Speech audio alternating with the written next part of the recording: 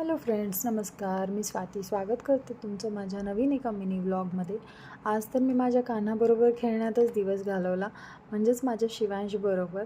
आम्ही पार्किंगमध्ये गेलो खेळायला आणि खूप छान एन्जॉय करत होता तो.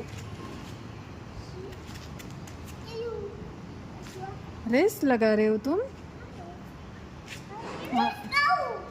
बघ ते कसं आहे शिव,